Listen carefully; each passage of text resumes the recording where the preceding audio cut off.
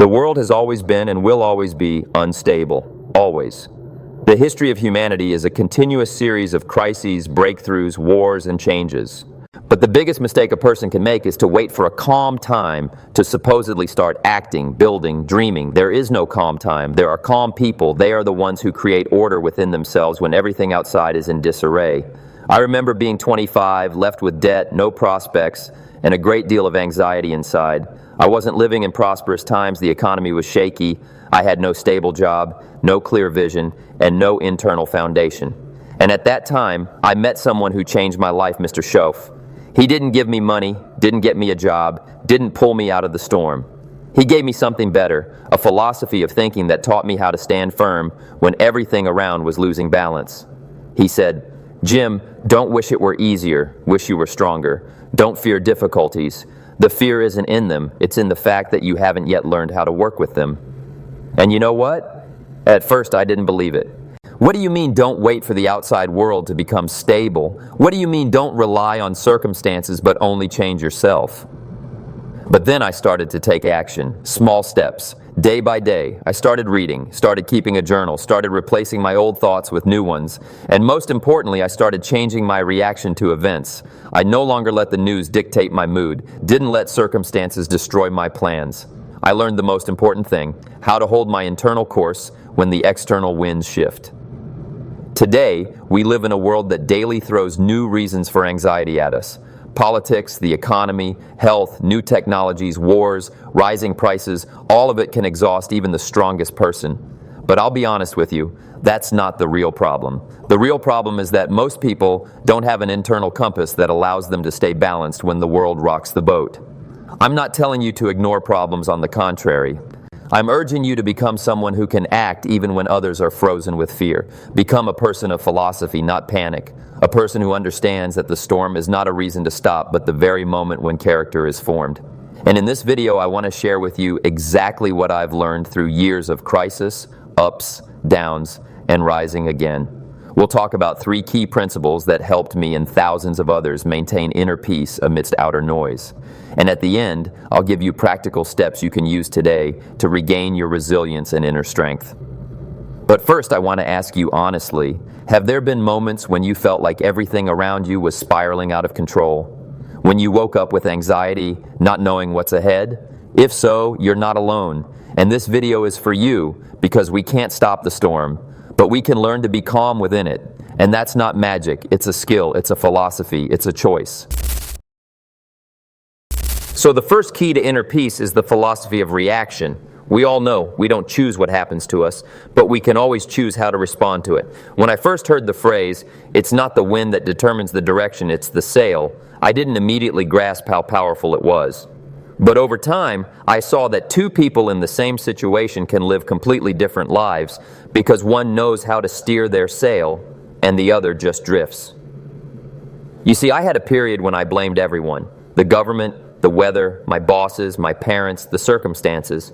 This went on until I heard a tough but fair statement from Mr. Schoaf.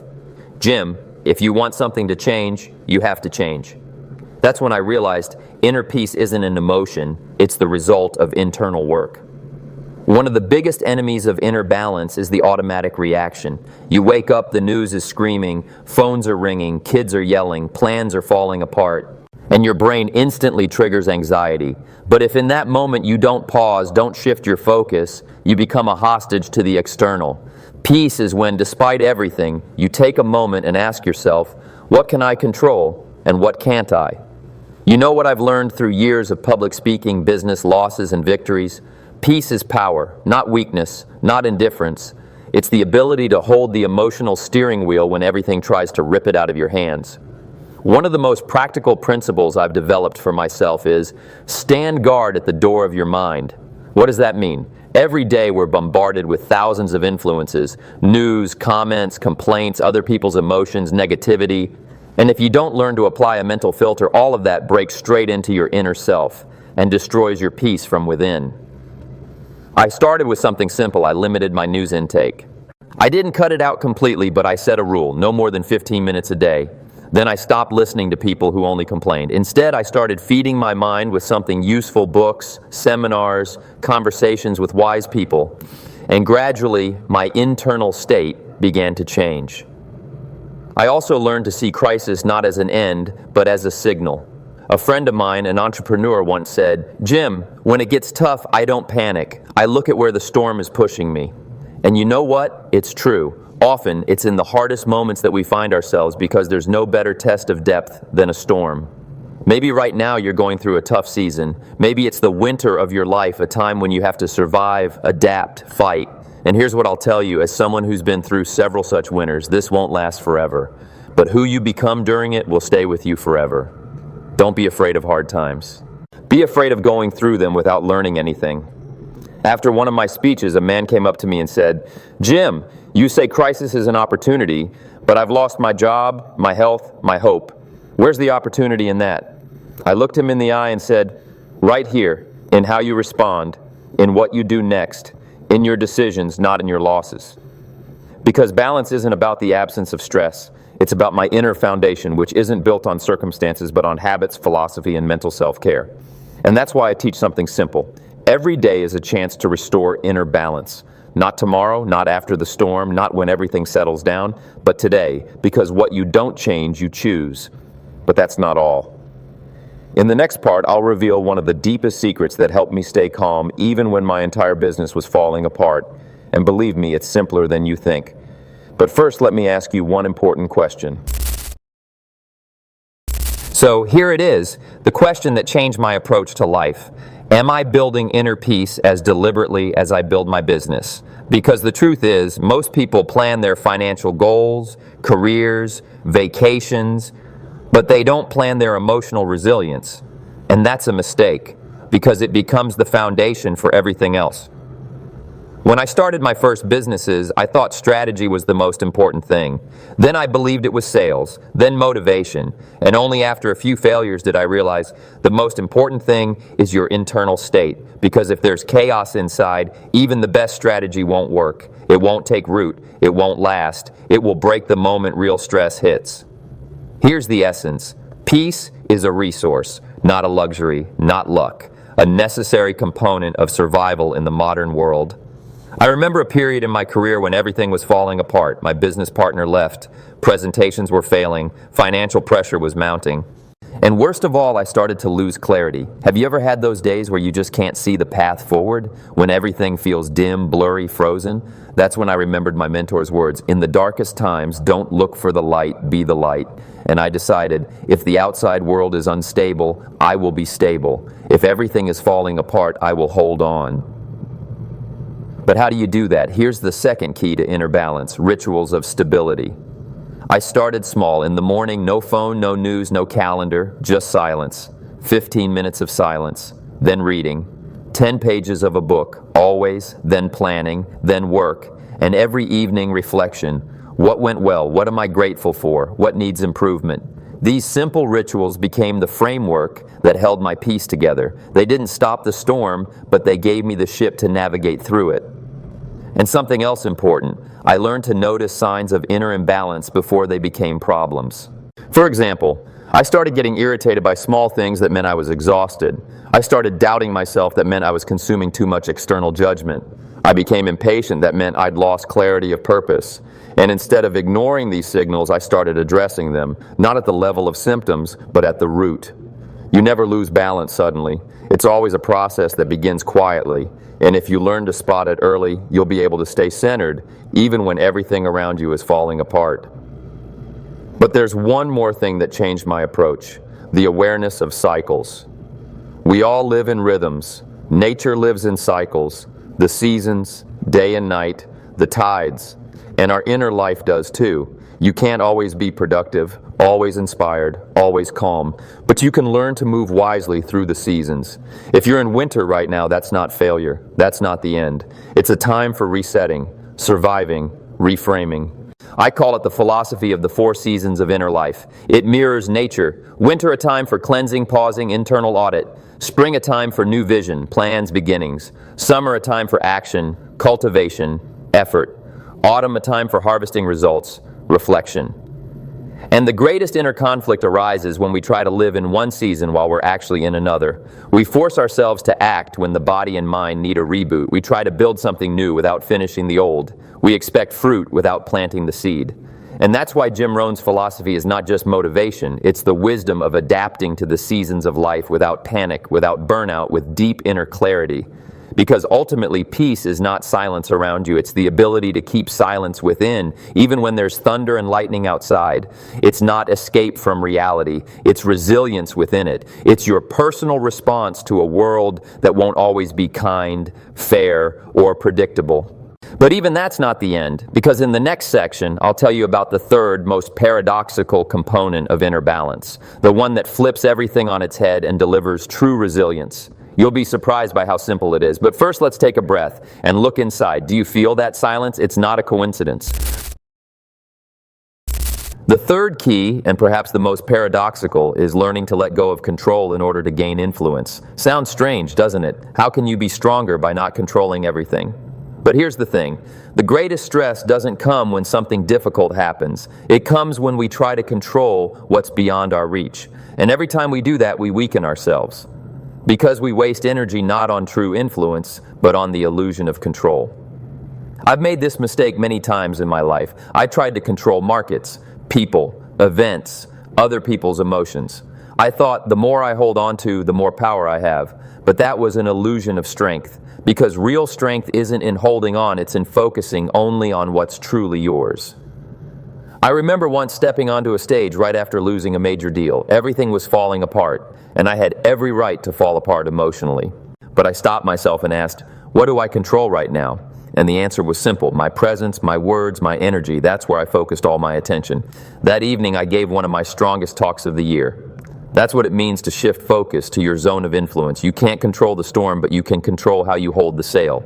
You can't change the course of world events, but you can change your morning. You can't protect others from pain, but you can be present with them. The philosophy of peace isn't indifference, it's not resignation. It's surrender to what is beyond you, and active work on what is within you. It's like standing in the eye of the hurricane, knowing that even though everything is flying around your inner core is unshakable. But there's an even deeper level, the awareness of impermanence.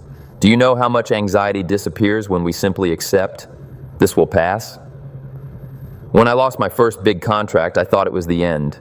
But a year later, I was thanking God it didn't work out. I didn't know something better was waiting just around the corner. Since then, I've learned to accept hard times as part of the path, not as punishment, but as a lesson, as a launch pad. Sometimes we're afraid to pause and be alone with ourselves, because silence can reveal what's unspoken, unfinished, unhealed. But that's exactly where balance is born, because in silence we see pain is not the enemy, it's a messenger. It comes not to destroy, but to teach. It's the same principle I've often said. Don't major in minor things. Don't waste your energy on details that have no impact on the long-term picture of your life. Instead, be strategic with your emotions. If something can be let go, let it go. If someone offended you, but it doesn't change the essence of your path, don't carry it in your heart. If the world is screaming, you don't have to respond in the same tone. You see, when we keep silence within, we begin to hear what really matters. We begin to separate noise from essence. And then comes a deep sense, I know who I am. I know what I'm doing. I know where I'm going. And no matter how hard the shaking, I'm grounded. This is the philosophy of peace in action. Not on a postcard, not in a quote from a book, but in life. In the morning, when nothing's going right. On the subway, when there's aggression around. In business, when uncertainty hits. In the family, when emotions run high. In the body, when fatigue comes. In thoughts, when doubt creeps in. That's where your mastery of balance is tested. And here I'll remind you of one of my favorite quotes. It's not what happens that determines your life future, it's what you do about what happens. That simple phrase flips life from passive waiting to active creation. Because now the responsibility is mine, and it's not a burden, it's freedom. Before we move to the practical part, I want to leave you with this image. Imagine a vast lake. Around it, wind, leaves, movement, noise. But in the center, calm, still water. That's you, the center, the silence, the strength. Don't forget that. And even when the storm hits, return to the center. If you've listened this far, I know one thing. You're not someone who's just waiting for better times. You're searching deeper. You want inner clarity, stability, strength, and that's a beautiful thing. Now it's time to do something very simple, but very powerful to look within. Because true peace doesn't come from the outside. It is born from awareness of where I am, what I feel, where I'm going. I'm going to ask you 5 questions now. Each one is like a compass, not for criticism, but for orientation. Answer quickly, by intuition. Rate from 1 to 10, where 1 means not at all and 10 means absolutely. Don't overthink it. Just answer on the fly and feel what resonates. First question, how stable do I feel regardless of external circumstances? Picture yourself in a storm. Are you a rock or a leaf? If your emotional state shifts depending on the news, others' opinions, or predictions, maybe it's time to refocus. Your rating? Second, do I have daily rituals that help me maintain inner balance? Mornings, evenings, silence, journaling, reading, something that belongs only to you, something that doesn't depend on schedules, money, or weather, because that's where the inner framework is built. How would you honestly rate yourself? Third, how much do I trust that even hardships have meaning? Can I see not just loss and crisis, but also opportunity? Do I believe there's a new shore after the storm? This question is about vision, about the ability to step back and see the bigger picture.